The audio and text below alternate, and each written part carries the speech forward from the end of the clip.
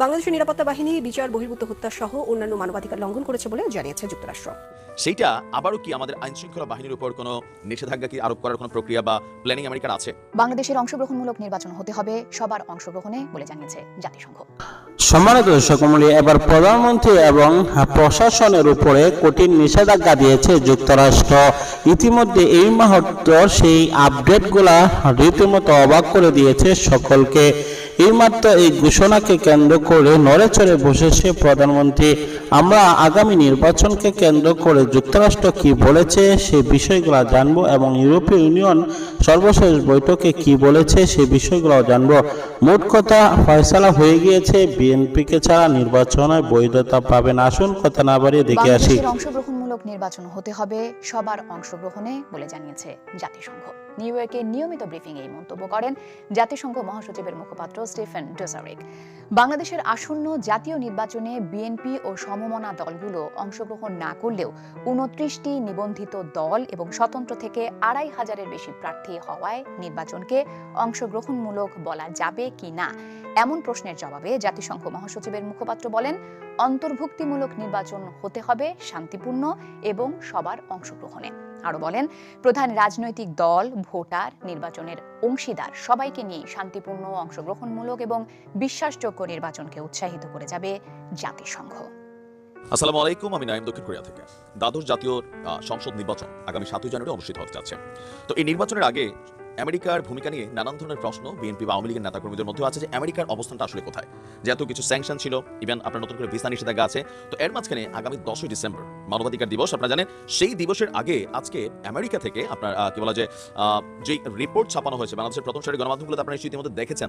সেইটা আবারও কি আমাদের আইন শৃঙ্খলা বাহিনীর উপর কোনো নিষেধাজ্ঞা কি আরোপ করার কোনো প্রক্রিয়া বা প্ল্যানিং আমেরিকার আছে? বা আইন শৃঙ্খলা বাহিনী, পুলিশ, র্যাবের যে ভূমিকা আছে সেটা নিয়ে আমেরিকা কি মনে করছে? এছাড়াও বৈশ্বিক যে জঙ্গি দমন অ্যাক্টিভিটিস আমরা বাংলাদেশের বিভিন্ন সময় দেখি, এগুলো নিয়েও আমেরিকা একটা প্রতিবেদন প্রকাশ করা হয়েছে। চলুন দেখি এই আলোচনা বাংলাদেশ ইস্যুতে কি বলা হচ্ছে। আপনার বাংলাদেশের নিরাপত্তা বাহিনী বিচার বহির্ভূত হত্যা সহ অন্যান্য মানবাধিকার লঙ্ঘন করছে বলে জানিয়েছে যুক্তরাষ্ট্র। দেশটি তার পররাষ্ট্র দপ্তরের ওয়েবসাইটে আপনার শুক্রবার ভোরে 2022 সালের সন্ত্রাস বিরোধী বৈশ্বিক একটা প্রতিবেদন প্রকাশ করেছে। ওই প্রতিবেদনের বাংলাদেশ অধ্যায়ে বলা হয়েছে, যুক্তরাষ্ট্রে প্রশিক্ষিত বাংলাদেশ পুলিশের ইউনিটগুলো কয়েক ডজন সন্দেহভাজন সন্ত্রাসীকে গ্রেপ্তার করেছে। তবে নিরাপত্তা বাহিনীর অন্য ইউনিটগুলো বিচার বহির্ভূত হত্যা এবং অন্যান্য মানবাধিকারকেও লঙ্ঘন করছে। প্রতিবেদনে বাংলাদেশের নিরাপত্তা বাহিনীগুলোকে যুক্তরাষ্ট্রের যে রকম সহযোগিতাগুলো থাকে সেগুলোর কথাও তুলে ধরা হয়েছে। তবে র্যাব এবং counter terrorism and transnational crime ইউনিটের special weapons and tactics division Leahy আইন সম্পর্কিত নিষেধাজ্ঞার কারণে যুক্তরাষ্ট্রের সহযোগিতা পাবে না বলেও প্রতিবেদনে উল্লেখ করা হয়েছে। তো আমার মনে হয় যে আমাদের র্যাব এবং যে কাউন্টার টেরোরিজম, যেটাকে সিটিটিসিইউ যেটা বলা হয়, তাদেরকে সহযোগিতা করবে না যুক্তরাষ্ট্র। মানে যে সকল টাকা পয়সা দিয়ে নাকি আসলে অস্ত্র প্রশিক্ষণ, আপনারা জানেন যে যুক্তরাষ্ট্রের সাথে অনেক কিছু আছে। তো এই জায়গাটা সম্ভবত স্কিপ করা যাবে এবার। আর প্রতিবেদনে বলা হয়েছে 2022 সালে বাংলাদেশের সন্ত্রাসী সহিংসতার কিছু ঘটনা ঘটেছে, কারণ কর্তৃপক্ষ কঠোরভাবে জঙ্গিদের, বিশেষ করে আল কায়দা অনুভূত গোষ্ঠী জামায়াতুল মুজাহিদিন বাংলাদেশ মানে জেএমবি এবং আইএস অনুগত জেএমবির শাখা নব্য জেএমবিকে অনুসরণ করে চলছে। এটা কিন্তু খুব ভয়ঙ্কর একটা ইস্যু। আবার এখানে প্রধানমন্ত্রীরও প্রশংসা করা হয়েছে যে প্রধানমন্ত্রী শেখ হাসিনা এবং বাংলাদেশের সরকারি কর্মকর্তারা প্রায়ই সন্ত্রাসবাদের বিষয়ে বাংলাদেশের শূন্য সহনশীলতা, আপনার মানে জিরো টলারেন্স, যেটা সেই নীতির উপর জোর দিয়ে আছে। তবে বাংলাদেশ বিশ্বব্যাপী সংগঠিত জিহাদি জঙ্গি গোষ্ঠী যেমন আল কায়দা, আইএসআইএস এর উপস্থিতি অস্বীকার করে চলেছে, আসলে কিন্তু নাই। তো গত বছর অক্টোবরে বাংলাদেশ কর্তৃপক্ষ জামাতুল আনসার হিল ফিন্দাল শারকিয়া নামক কথিত আল কায়দা অনুপ্রাণিত গোষ্ঠীকে ঠেকাতে অভিযানের ঘোষণা দিয়েছিল। আপনার এখানে আমাদের যে র্যাবের সফলতা ছিল সেটার কথাও আসছে। মানে এখানে এই ইস্যুটা আসলে কিভাবে আসবে আমি জানি না। তবে প্রতিবেদন বলছে 2009 সালের সন্ত্রাস বিরোধী আইন সন্দেহভাজন সন্ত্রাসীদের আটক ও গ্রেপ্তারের ভিত্তি হিসাবে আছে। 2018 সালের ডিজিটাল নিরাপত্তা আইন অনলাইনে উগ্রবাদী প্রচারণা, অর্থায়ন, সদস্য সংগ্রহের জন্য গ্রেপ্তারের সুযোগ থাকার বিষয়টি আছে মার্কিন প্রতিবেদনে। সরকারের সমালোচকরা ওই গ্রেপ্তারের লক্ষ্যবস্তুতে পরিণত হয় বলে দেশি ও আন্তর্জাতিক সমালোচকরা অভিযোগ করে থাকেন। আর আমাদের সাইবার নিয়ন্ত্রণ আইন নিয়ে এখানে কথা হয়েছে। আর আমরা যদি একটু দেখি যে প্রতিবেদনে বাংলাদেশের সন্ত্রাস মোকাবেলায় দায়িত্বরত বিভিন্ন ইউনিট এবং সংস্থার নাম রয়েছে। সেখানে বলা হয়েছে আভ্যন্তরীণ নিরাপত্তা এবং সন্ত্রাস মোকাবেলায় বাংলাদেশ যুক্তরাষ্ট্রের সঙ্গে সহযোগিতা করছে। বাংলাদেশ ইন্টারপোলের সঙ্গে তথ্য বিনিময় করে, তবে আমাদের নিজস্ব কোনো সন্ত্রাসী নজরদারি আপনার মানে কি বলা যায় তালিকা যেটা সেটা নেই। এছাড়া বলা হয়েছে যে পুলিশের বিশেষ শাখা মানে এসবির নেতৃত্বে একটি অ্যালার্ট তালিকা প্রকল্প সরকারের বিবেচনা আছে। বর্তমানে বাংলাদেশের আকাশপথের যাত্রীদেরও আগাম তথ্য নিয়মিতভাবে যাচাই করে না। তো সব মিলিয়ে এই প্রতিবেদনটা আসলে কি পজিটিভ দিকে যাচ্ছে নাকি নেগেটিভ দিকে যাচ্ছে? এখানে আমাদের আগামীতে কোনো নিষেধাজ্ঞা আসবে নাকি না আর কোনো আসবে না, কারণ আগামী 10 ডিসেম্বর আবার অনেক কিছু ঘটতে পারে। তো আমেরিকার রিয়েল অবস্থানটা এটা কি আওয়ামী লীগের পক্ষে নাকি বিএনপির পক্ষে সেটা বোঝাও যেমন কষ্টকর। তবে বাংলাদেশ আগামী নির্বাচনটি যদি যে কোনোভাবে অনুষ্ঠিত হয় তফসিল অনুযায়ী, তাহলে এই নির্বাচন শুধু বাংলাদেশের বুকে নয়, সারা পৃথিবীর বুকে ইতিহাস রচনা করবে।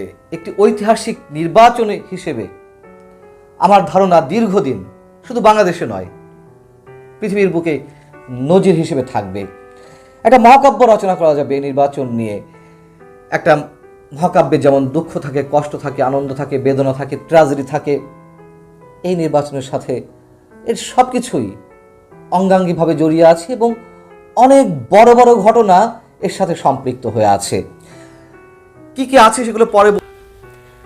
বাংলাদেশের নিরাপত্তা বাহিনী বিচার বহির্ভূত হত্যা সহ অন্যান্য মানবাধিকার লঙ্ঘন করেছে বলে জানিয়েছে যুক্তরাষ্ট্র। দেশটির পররাষ্ট্র দপ্তরের ওয়েবসাইটে ১ ডিসেম্বর ভোরে ২০২২ সালের সন্ত্রাস বিরোধী বৈশ্বিক প্রতিবেদন প্রকাশ করা হয়। ওই প্রতিবেদনের বাংলাদেশ অধ্যায়ে বলা হয়েছে, যুক্তরাষ্ট্রের প্রশিক্ষিত বাংলাদেশ পুলিশের ইউনিটগুলো কয়েক ডজন সন্দেহভাজন সন্ত্রাসীকে গ্রেফতার করেছে। তবে নিরাপত্তা বাহিনীর অন্য ইউনিটগুলো বিচার বহির্ভূত হত্যা ও অন্যান্য মানবাধিকার লঙ্ঘন করেছে। প্রতিবেদনে বাংলাদেশের নিরাপত্তা বাহিনীগুলোকে যুক্তরাষ্ট্রের বিভিন্ন সহযোগিতার কথা তুলে ধরা হয়েছে। মার্কিন পররাষ্ট্র দপ্তরের ওই প্রতিবেদনে আরও বলা হয়, ২০২২ সালে বাংলাদেশের সন্ত্রাসী সহিংসতার কিছু ঘটনা ঘটে। কারণ কর্তৃপক্ষ কঠোরভাবে জঙ্গিদের, বিশেষ করে আল কায়দা অনুগত গোষ্ঠী জামাতুল মুজাহিদিন বাংলাদেশ জেএমবি এবং আইএস অনুগত জেএমবির শাখা নব্য জেএমবিকে দমনে সেগুলোর উপর নজরদারি রেখে চলেছে। মার্কিন পররাষ্ট্র দপ্তরের প্রতিবেদনে বলা হয়, ডিজিটাল সিকিউরিটি অ্যাক্টের অধীনে পুলিশ অনলাইনে প্রচার, অর্থায়ন, উগ্রবাদী নিয়োগ বা বিদ্বেষপূর্ণ বক্তব্য দেওয়া চরমপন্থীদের গ্রেফতার করতে পারে। কিন্তু দেশীয় এবং আন্তর্জাতিক সমালোচকদের দাবি, এই অ্যাক্টটি মূলত সরকারের সমালোচকদের লক্ষ্য করে হয়রানি এবং গ্রেফতার করতে ব্যবহৃত হয়। পাশাপাশি রোহিঙ্গা শিবিরের সহিংসতা উদ্বেগের কারণ হয়ে আছে বলেও যুক্তরাষ্ট্রের প্রতিবেদনে উল্লেখ।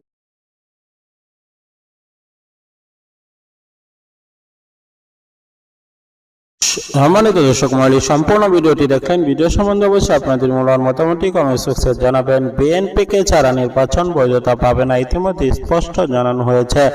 আমেরিকা আগামী নির্বাচনকে কেন্দ্র করে যেভাবে হস্তক্ষেপ শুরু করেছে, কোনোভাবেই তারা মাঝপথে ছেড়ে যাবে না, শেষ পর্যন্ত দেখে ছাড়বে। আগামী নির্বাচন একা একা করে কোনোভাবেই পার পাবে না, স্পষ্ট জানিয়ে দিয়েছে। অংশগ্রহণপূর্বক নির্বাচন হতে হবে, সকল দলের অংশগ্রহণ থাকতে হবে। ইতিমধ্যে অস্ট্রেলিয়া পার্লামেন্টে একজন সেনেটর স্পষ্ট জানিয়ে দিয়েছেন, জাতিসংঘের অধীনে নির্বাচনের ব্যবস্থা করার জন্য জাতিসংঘকে ইঙ্গিত করে সকলেই চাপ দিচ্ছে বাংলাদেশের জন্য নিষেধাজ্ঞা এবং হস্তক্ষেপ করে এবং সুষ্ঠু নির্বাচন দেওয়ার জন্য ব্যবস্থা করে। কিন্তু পরিশেষে একতরফা নির্বাচন হতে যাচ্ছে, এমনটি আমরা আশ্বাস পাচ্ছি। অতি অল্প সময়ের মধ্যে নির্বাচনের পরিবর্তন শুধু যুক্তরাষ্ট্র এবং বাহির দেশের চাপই করতে পারে।